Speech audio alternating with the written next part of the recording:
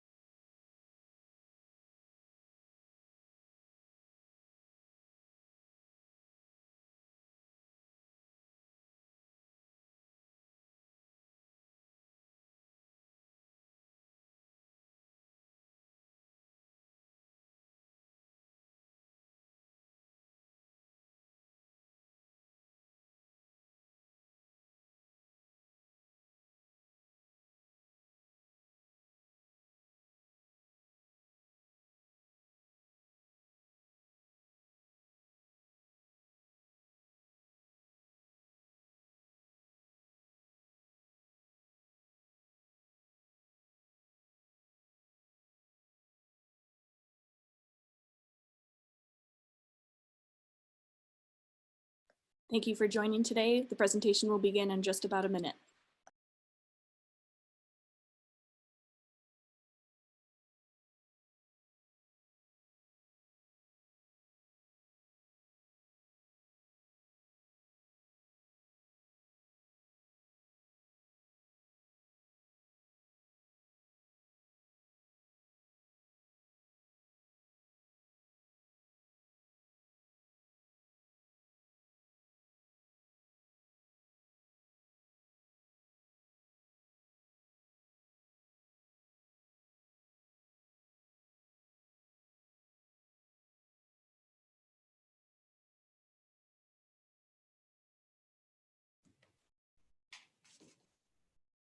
I'm going to go ahead and get us started now. Welcome everybody. Good afternoon. I am Katie Brooks and I'm the CEO at the Bend Chamber of Commerce, and this is our COVID Impact Series. We've been doing this for about 7 weeks, I think now, and I appreciate everybody joining us today. And today's topic is reopening Oregon. We're all really excited about it, and there's also a lot of little anxiety and a lot of anticipation over what those guidelines are as we all open our doors, get out on our door stoops, and go out and move about in the world and conduct business. So we have a great panel for you today. Before I introduce everybody, I do want to take a couple of minutes for some housekeeping to share some information with you. First of all, couple of new funds that I wanted to share with you. One is called the Boost Up Bend Fund. It'll be distributed through the Bend Chamber of Commerce through our 501c3 called Bend Next. This is on from the generosity of some folks who have given some money through the Oregon Community. We're grateful to them. And its purpose is to give small loans between $1,500 and $2,500 to small businesses, 15 FTEs or smaller, and sole proprietors who are reopening their doors. So this goes towards plexiglass, sanitizer, face masks, additional personnel, whatever it is that businesses need to reopen. It's not a lot of money, but we're hoping to distribute to quite a few folks in the smaller business category here in Bend. And we invite you to apply for those at the bendchamber.org website. And you'll find an application there, and we'll get you more information on the website directly following this webinar. In addition to that, if you want to give directly to the businesses, sosbend.com launched last Tuesday. It's a way for you to give directly to the businesses of your choice by purchasing future credit or gift cards, and it'll hook you up with them right away. So that's sosbend.com.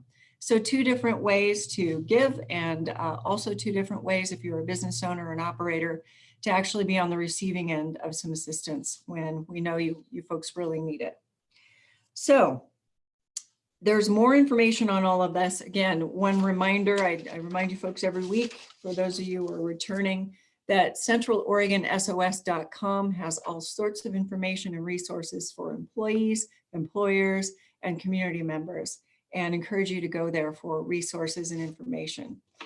So as we get started this afternoon, I want to thank our two sponsors, Pacific Power, and thank Ben Broadband. Be sure to check your follow-up email later today. Ben Broadband is participating in supporting our local businesses. They're offering a chance to win $100 at a local restaurant here in Bend.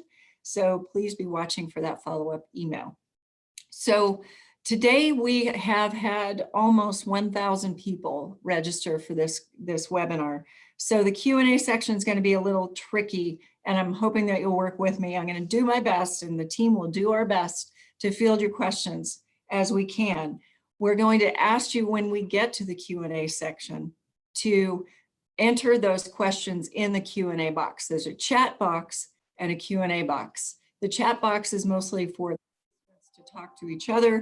The Q&A box will indicate to us that you have a question, and that's the feed that I'm going to be monitoring as we go. I'm going to try and get to as many of you folks as I can.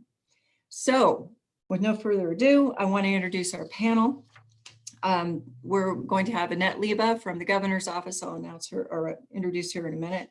And also Emily Friedland from the Deschutes County Environmental Services Department. Both of these folks are going to share what the guidelines are, what the ideas are behind Reopen Oregon, and on the ground, what does that actually feel like to the employers and the people who are going to be frequenting these businesses now.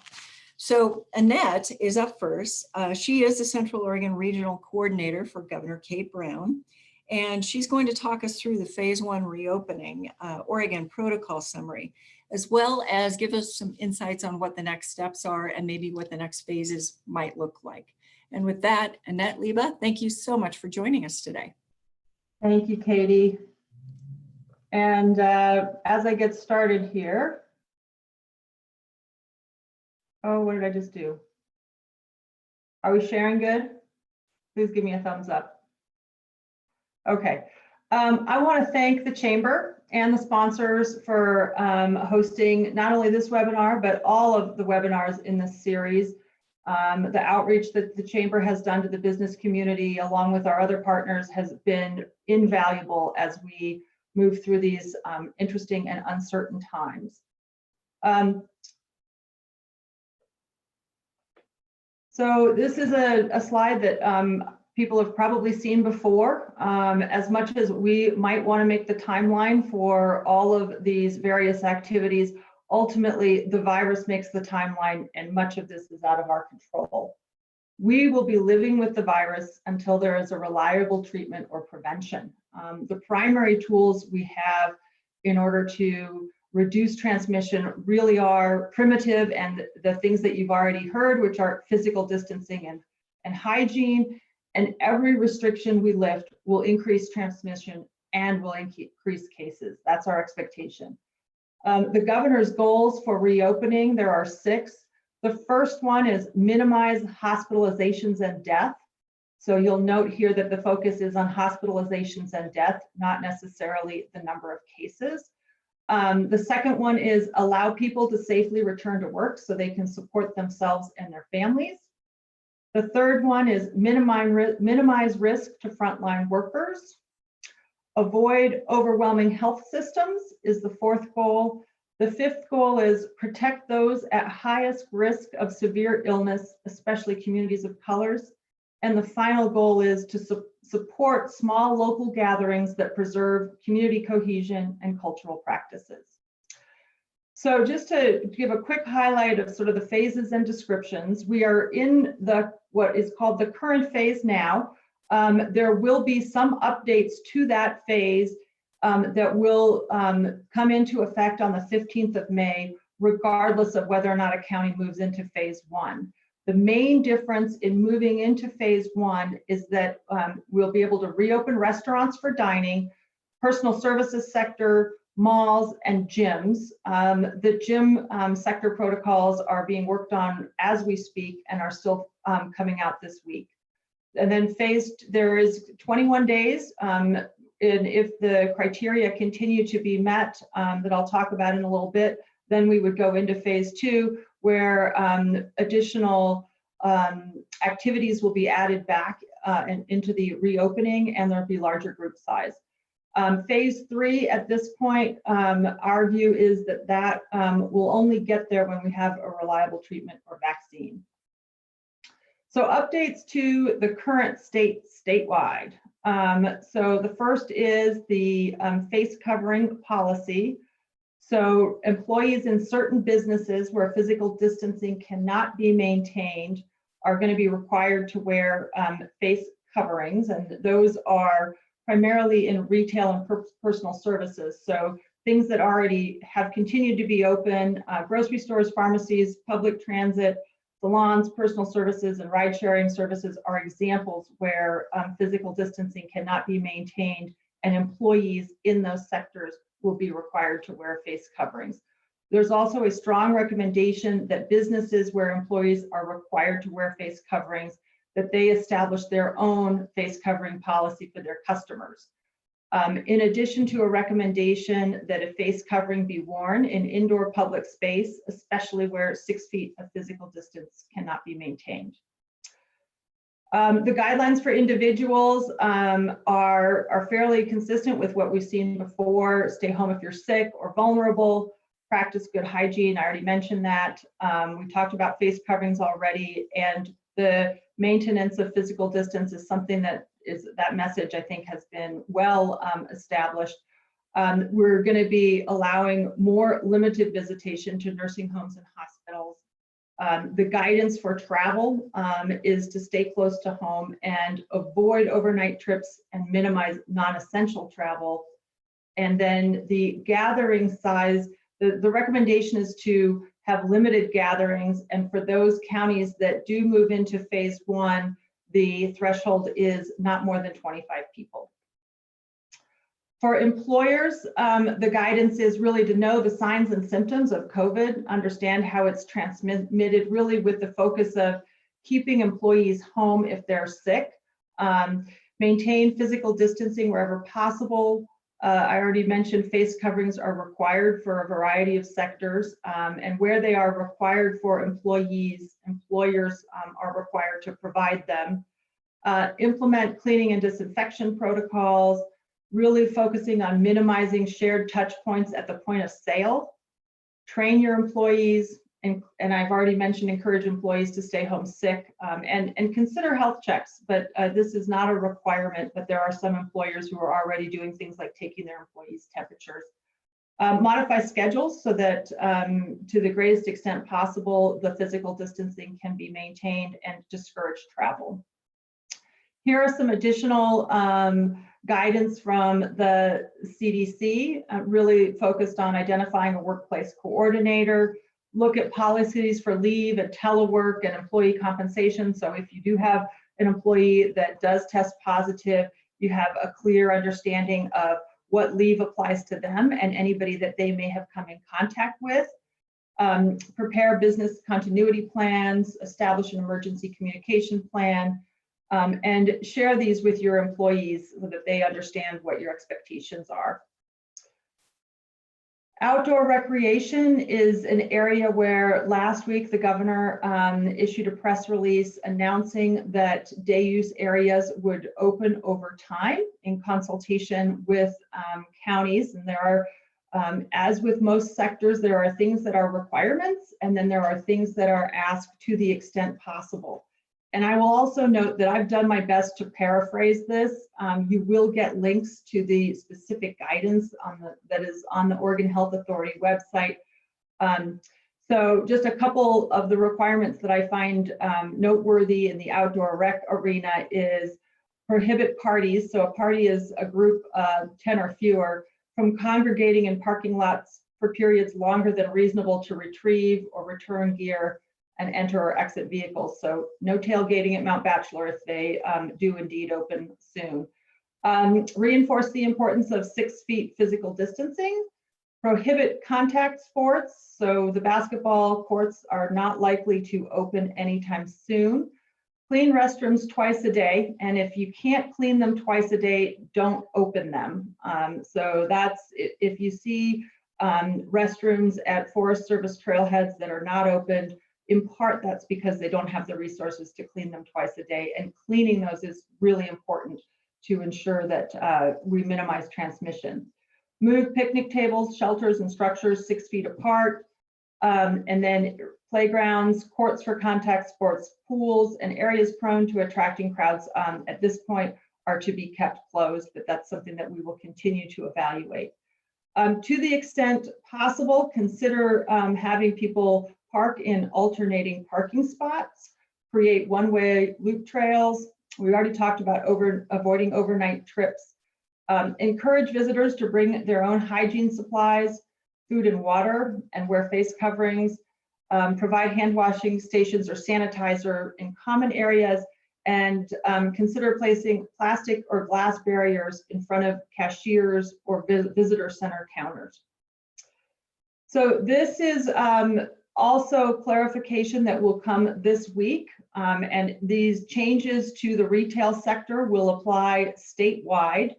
And so some of the categories that were closed under the executive order in March, such as furniture stores, jewelry stores, boutiques, will be able to operate statewide as of May 15th. So all retail, even that retail which was not closed under the executive order, needs to comply with the retail protocols. And then there is separate guidance for malls, which will be part of phase 1. So retail requirements, limit the number of customers. So really looking at how much square footage do you have and how many customers can you have in your retail space at one time in order to ensure that 6 feet of distance is maintained between people in the store and employees. There is some signage that the Oregon Health Authority has created, and it's in multiple language, and those are to be posted. Frequently clean and sanitize work areas, commonly touched surfaces, wipe down commonly touched surfaces such as doorknobs, seating between walls and seatings between each customer use. And then in the retail sector, as I've already mentioned, employees are required to wear a cloth, paper, or disposable face covering. These now are not the requirements, but the recommendations, because it says businesses should encourage customers to wear face coverings. And there's a component here that if a business would like to require customers to wear face coverings, it's really important to consult your legal counsel. Consider placing barriers in front of cashiers or anywhere that's not where 6 feet distance is not possible. Encourage one-way flow with marked entrances and exits. Use signs and tape on the floor to maintain physical distancing. I was at Safeway this weekend and they've already got all this stuff implemented. Prohibit customers from trying on items that are worn on the face. Because of the way that this virus is transmitted, that's an important element. If you are choosing to reopen fitting rooms, customers should wash their hands or hand sanitize before and after trying on garments, and employees should do the same if they're handling return items. And consider offering alternate order ahead and pickup options such as curbside pickup. So these are again discretionary recommendations to the extent possible. So phase 1, the earliest date for phase 1 is Friday, May 15th. I will note that the county plans submitted by the 3 Central Oregon counties are currently under review by the Oregon Health Authority. My understanding is that the goal is to have a decision by Wednesday. So that's when we'll know. And so here are the prerequisites that the counties, along with the regional healthcare coalitions, had to address in order to move into phase 1. And the focus really is on ensuring that the counties and the health systems are ready for the lifting of some restrictions. So restaurants is one of the business sectors that may open once a county has been approved to be in phase 1. And here you'll see very similar requirements to what we've seen in the other sectors. So Again, making sure that tables are spaced at least 6 feet between parties. If if you have booth seating and it's back to back, use only every other booth. Limit parties to 10 people or fewer, and do not combine parties or guests at shared seating who have not chosen to congregate together. If a business is unable to maintain at least 6 feet of distance, except for brief interaction, so clearly there's not an expectation in a dine-in restaurant that your server delivered your food with a 6-foot distance. So that would be described as a brief interaction. But if you can't maintain 6 feet distance except for brief interactions, then the restaurant may operate only as pickup or to-go service.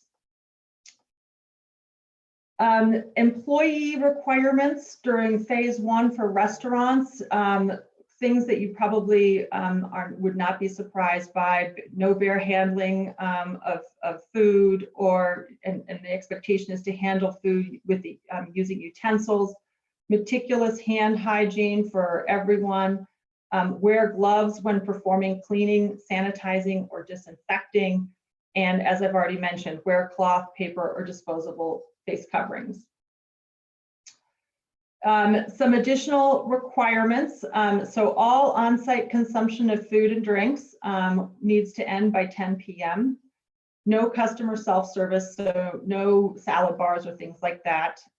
Disinfect customer contact services between each customer or dining party, and that's the seats, the tables, the menus, condiment containers, and all other touch points. And in order to minimize the amount of touch points, the goal is to, the expectation or requirement, I should say, is that condiments should be provided in single service packets.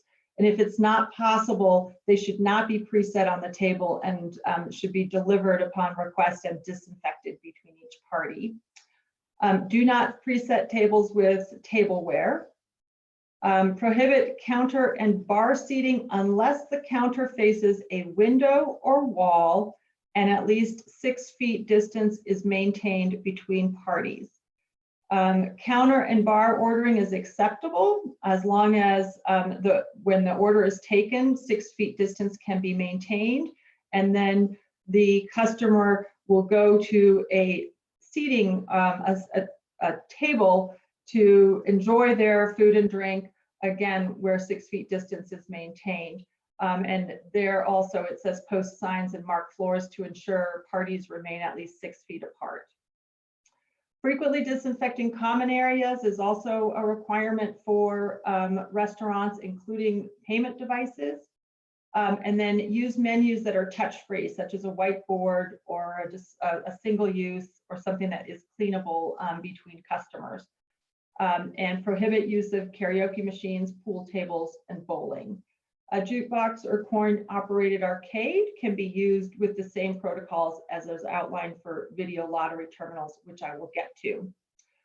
And for restaurant, the things that are discretionary or asked to the extent possible is to assign a greeter that will host or manage customer flow and monitor distancing.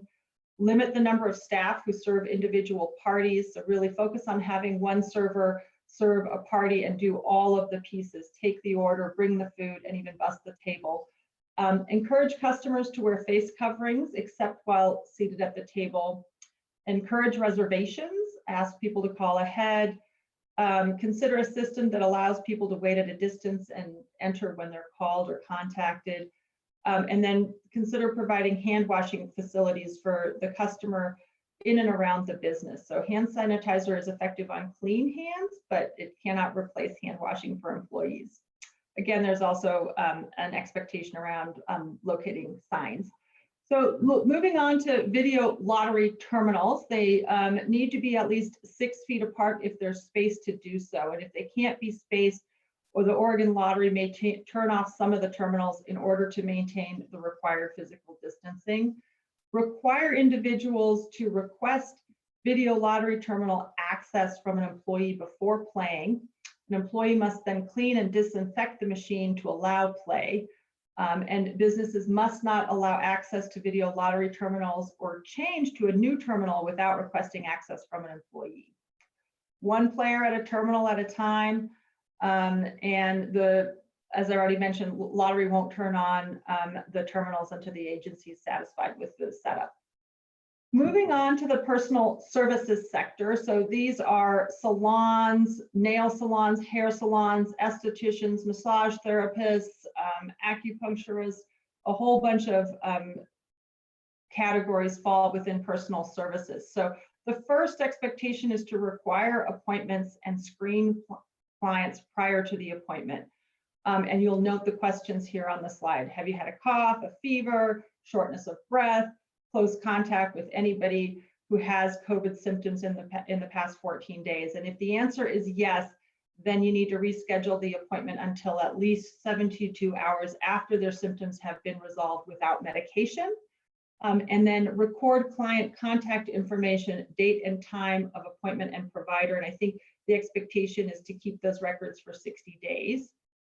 To the extent possible, use a touchless thermometer to check temperature of each client. So this is not a requirement, but if you choose to do that, if someone does have a temperature above 100 degrees, 100.3 degrees, the recommendation is that you not see them until at least 72 hours, again, until after the symptoms have resolved without medication. So the personal services requirements fall in a couple different categories. So the first one is operations. So send employee home with COVID-like symptoms. Don't allow them to return to work until, again, the 72-hour benchmark. Determine the maximum occupancy of the business to maintain at least 6 feet of distancing between clients, not between service provider and clients, but between clients. And then maintain 6 feet of physical distance whenever possible. We've already talked about appointment only. And then one provider per client throughout the visit, and remove all unnecessary items. So things like magazines that people might have read while waiting for their appointment, those kinds of things, it's required that they be removed. For the operations, to the extent possible, use plastic covers for cloth covered seating, and discontinue paper appointment books or cards. Moving on to personal protective requirements in the personal services sector. Number one, provide and wear cloth, paper, disposable face coverings. Again, this is for the employees. Drape each client in a clean cape. Wear a clean smock after each client. Wash hands with soapy water for a minimum of 20 seconds between each client's service, and ask the clients to also wash their hands prior to receiving service. Wash hands after using the telephone, computer, cash register, credit card machine, and wipe these items between each use. Ensure that all sinks in the workplace have soap and paper towels, and post hand washing signs in the restrooms. The things that are expected with regard to personal protective equipment in the personal services sector, which are, to the extent possible, again, screen employees for temperature prior to each shift, wear medical grade masks when providing services that require close contact within 6 feet, and wear face shields in addition to a face covering or for face-to-face services such as mustache trims or brow waxing. Have clients wear face coverings as appropriate. Wear disposable gloves when providing client services, and change gloves between each client. Ask clients to wash their own hair prior to arriving, and then change into clean clothes between clients. This is especially for massage or tattoo or other service with extended close contact, and then change into clean clothes before leaving the business each day. Cleaning and disinfection requirements, I would say that that's where the one of the areas of focus is for this particular sector. So using EPA registered products and observing contact time. Clean and all surfaces and tools with hot soapy water prior to disinfecting, and then change the disinfectant for immersion tools at least daily. Prior to reopening, disinfect all surfaces, tools, and linens, even if they were cleaned before the business was closed. Clean and disinfect all bowls, hoses, spray nozzles, handles, shampoo chairs, armrests between each use. And then after each customer, disinfect the workstation and treatment room services, reusable tools, and disinfect appliances. So their reusable tools should be cleaned and disinfected and stored in an airtight container. And then all the other appliances need to be disinfected between clients. Regularly clean employee-only areas with a particular attention to touch surfaces, and clean and disinfect retail areas, including products, and try to keep clients from touching products that they do not plan to purchase.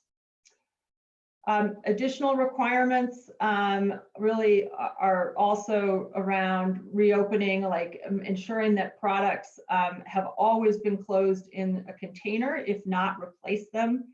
Discard any products that could have been contaminated. Only use porous soft surfaces once, and there's some examples on the slide, and that's primarily because these cannot be disinfected.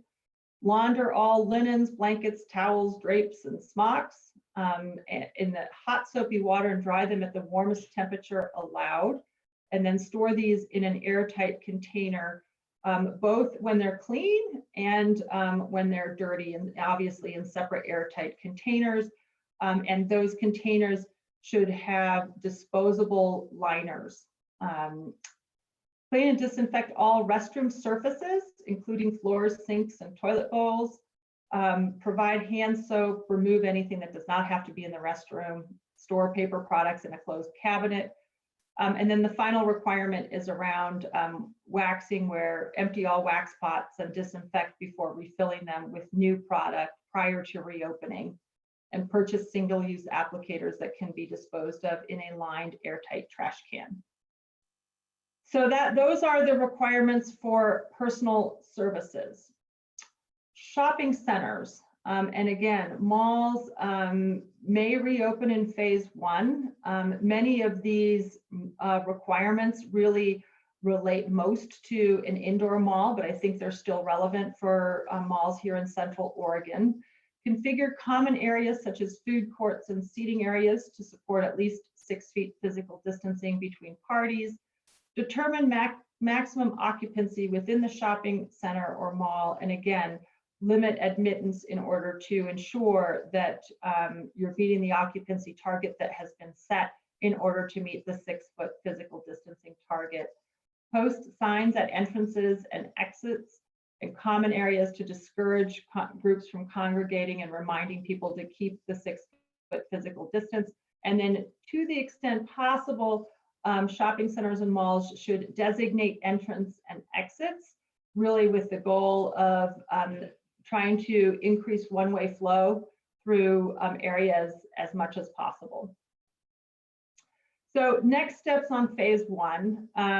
So there will be additional guidance. So there is additional guidance coming for childcare and summer camps.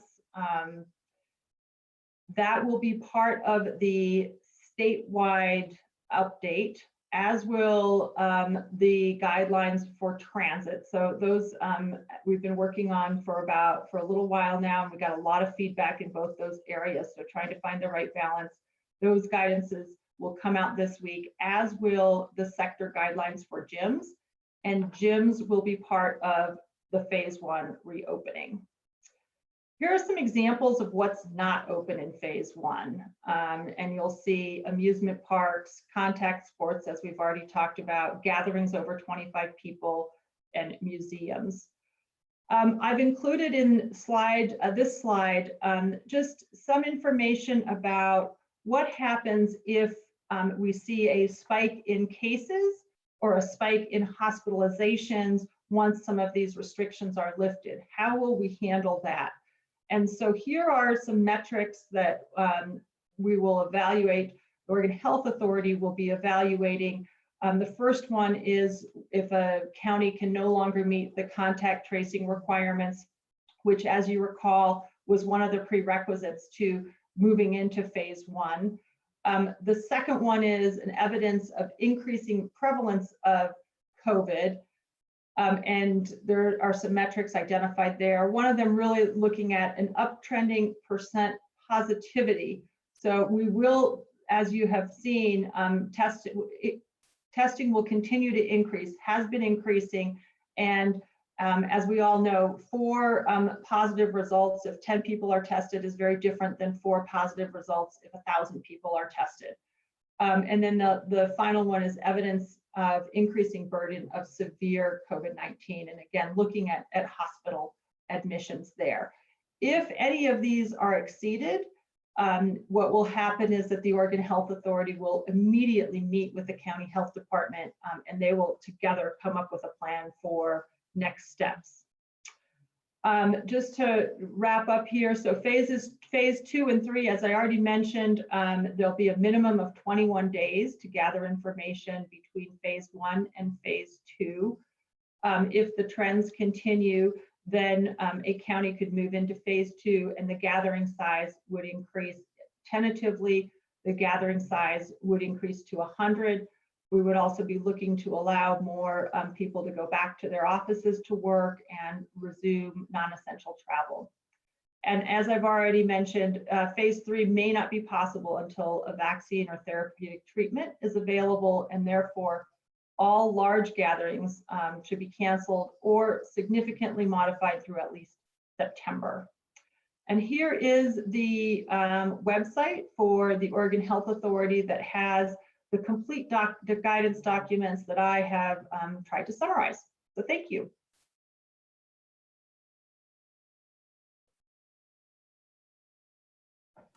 Great, thank you, Annette.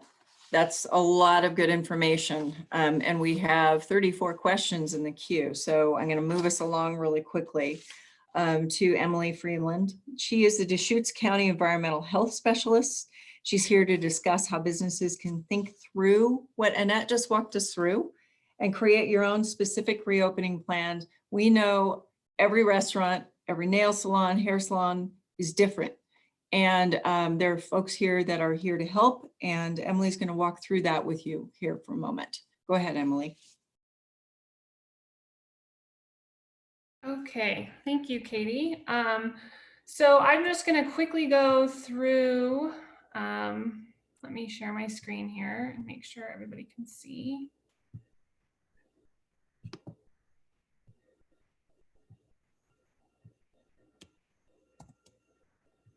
So I'm just going to quickly go through kind of what we've been working on at the local health department level.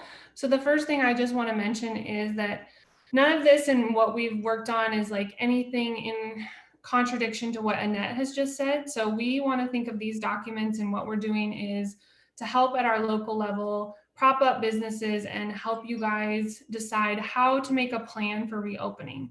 So like Katie said, we understand and we realize that every business is different. And so those specific guidelines that Annette has laid out from the governor's office sometimes can be confusing, and people want some more information about how they can pinpoint that information to apply to their businesses. So we've developed kind of a guideline that has some topics on how to make protocols, and these are some topics we're covering. So physical distancing officer, what your maximum capacity is, cloth face coverings for staff and patrons, how you're going to handle that, hand hygiene, cleaning and disinfecting, a little bit more on employee illness, continuity of operations, what is PPE and how to use it, patron health, and then public notice and contact tracing. So we've also made up some resources, so sample physical distancing protocol that might look like what you would use to describe what you're going to do in your facility. So this document is a guide. It's to help you make your own policy and decide what you're going to do in there. We hope that your policy will address these 5 things. So how you're going to handle face masks, conducting daily health assessments for employees. So whether this is a self-evaluation, a checklist of some sort, or you're going to take temperatures when employees come in.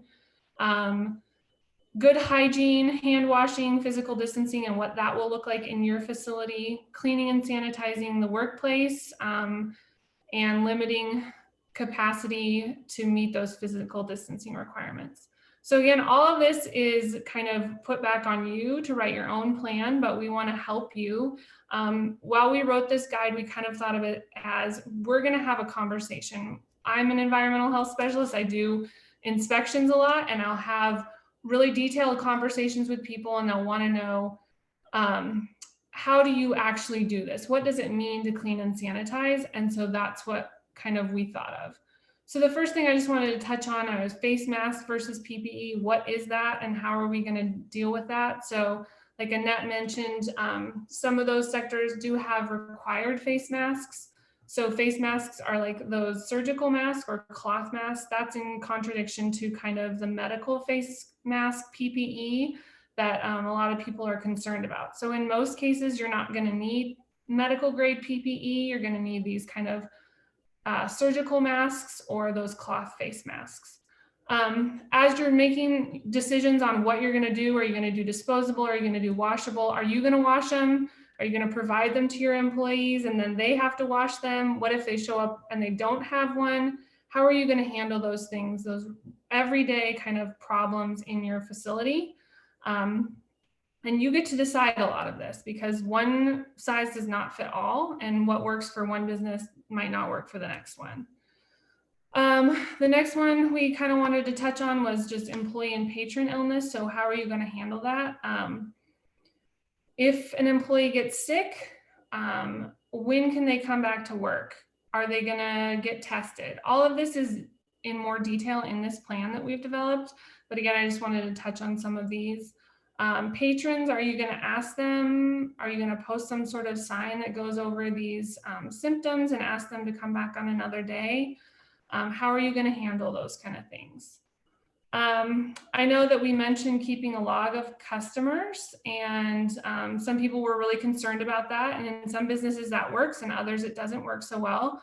But it will help if contact tracing is needed, if there's more information about that. So I did see in the question, the Q&A, somebody can kind of ask who's responsible for contact tracing and how does that work? So public health staff is responsible for contact tracing, and whether that's at the local level or the state level, some of that's yet to be determined, but you as a business owner will not be responsible for that. You may be asked to help though.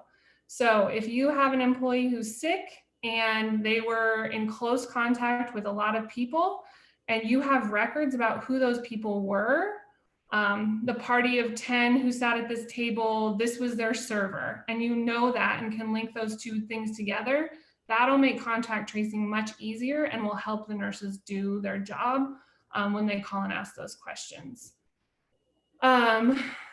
So another big one Annette mentioned is hand hygiene. What is hand hygiene? When do you need to wash your hands? When is it okay to use hand sanitizer? Should everybody wear gloves? I've been getting those kind of questions. Really, there's no reason for people to wear gloves if they're washing their hands really well. And often, in my experience and lots of our environmental health staff, gloves are used inappropriately. So people are touching all kinds of surfaces and then they're touching their face and then they're touching the surfaces again.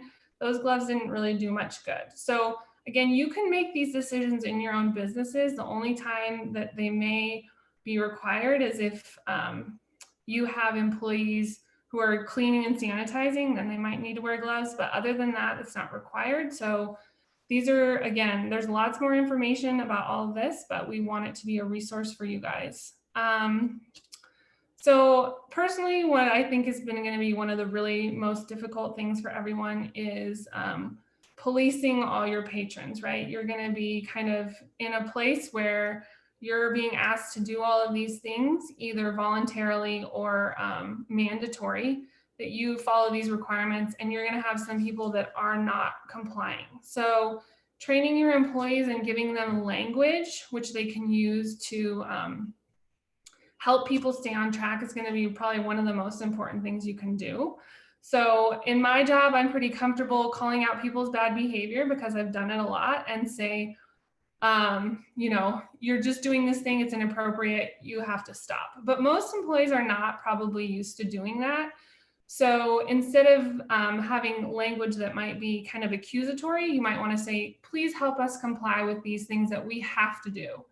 And just practicing that language amongst your staff is going to be one of the most helpful things you can probably do, so that people have the tools and the skills that they need to know what the requirements are and how they're going to enforce them when people aren't complying in your business.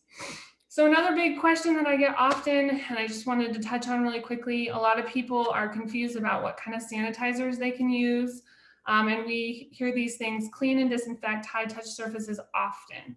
Well, what does often mean? And what can you use? So for most situations, diluted bleach is safe and effective. You can use any EPA registered disinfectant that's on the N list, which has been shown to kill COVID, or you can just use diluted bleach. And this kind of goes over some of those things. Another really common thing that I see really often is people will spray and then immediately wipe the surface off. Doesn't remain wet at all. So no matter what chemical you're using, you need to make sure that you're getting that contact time, or the time that the surface needs to remain wet, or else it doesn't do any good. So again, just 4 teaspoons of bleach per 4 cups of water. It's not very much bleach, and it's probably not going to do major damages on most surfaces. But there are those other things you can use if you're concerned about it. But as far as getting supplies, most people can get bleach, and a gallon of bleach will last a long time if you're diluting it properly. And you certainly don't need to use more than that. So another thing I just wanted to mention was both distance and duration of exposure are factors in the rates of transmission. So when you're setting these capacities and these policies, think about minimizing the amount of time that people are around each other as well. Like Annette mentioned, no one thinks that the server is going to be able to stay 6 feet away from the table at all times. But if she mostly does, and then when she needs to deliver the food, then she's in closer contact with the people, then those are reasonable steps. So minimizing that time of exposure is also going to be really important. And then again, whatever policies you're making, make sure that employees are both tracking and enforcing it, and they have the tools to do that. So whether it's language or a certain person steps in if people aren't following the rules, those kind of things are going to be important for both keeping people happy and healthy, and instilling that consumer confidence.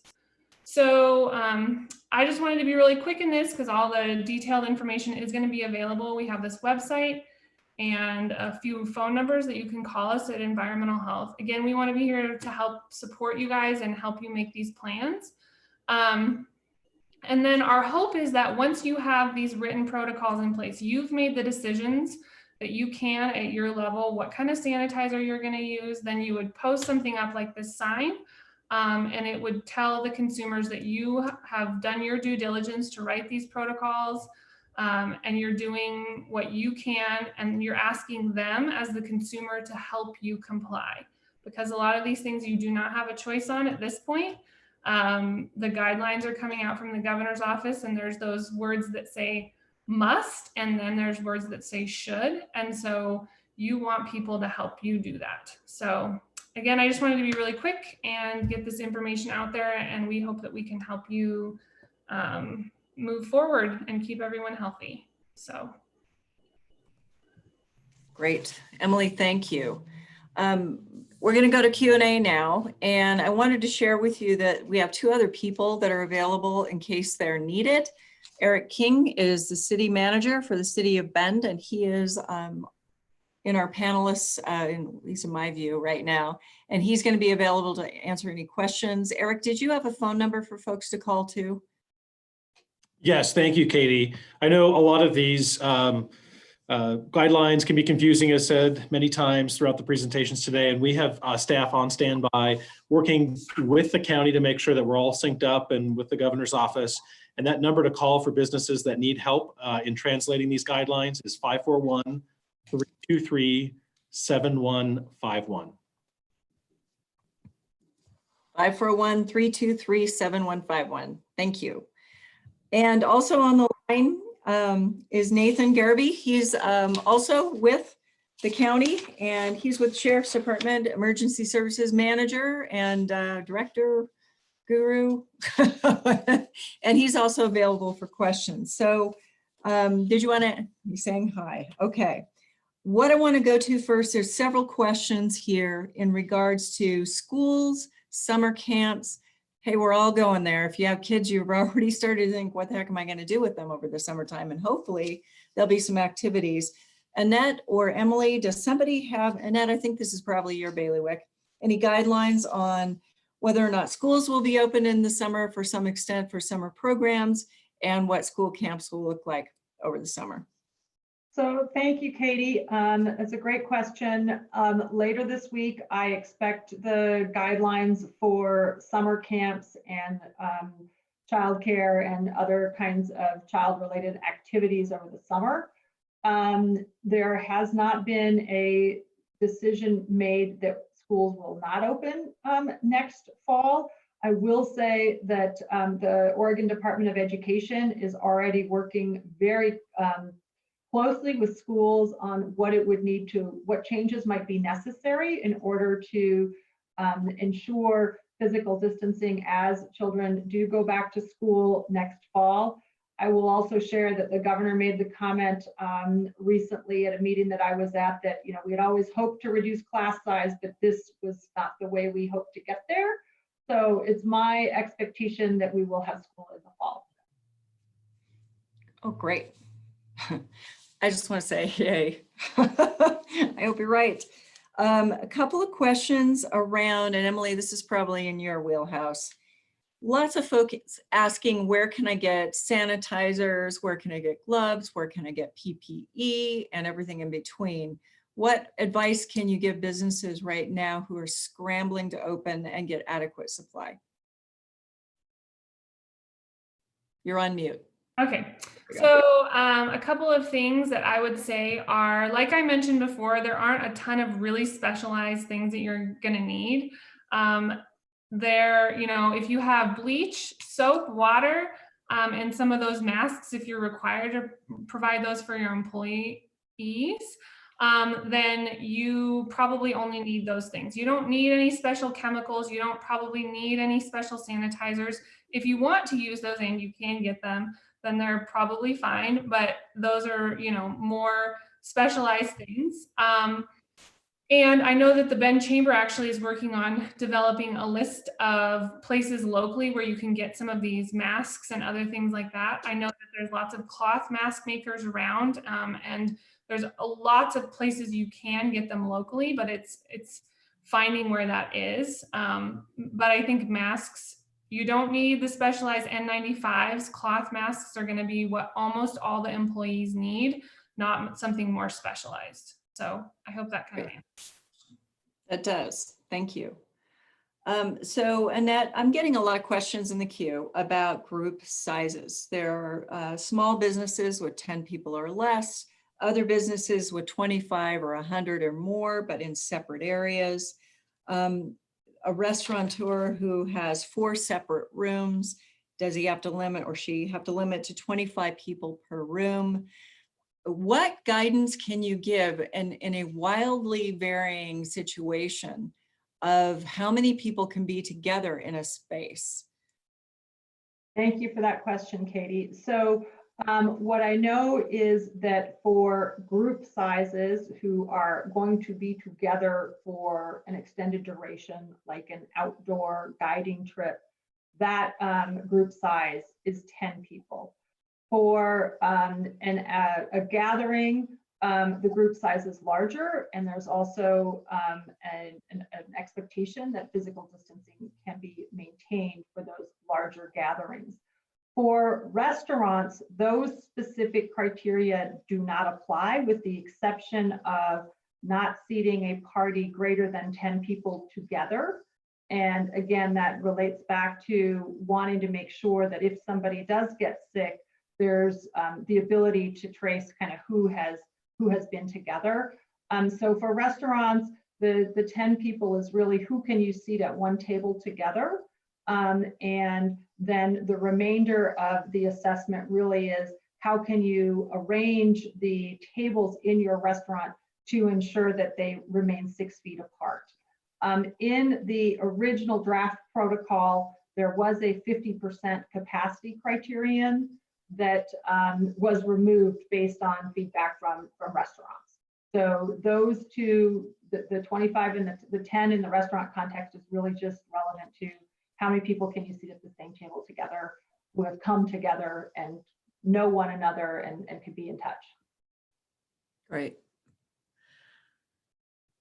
So getting a lot of questions around rights, responsibilities, what are employers on the hook to do between the should and the must. Contact tracing has come up several times.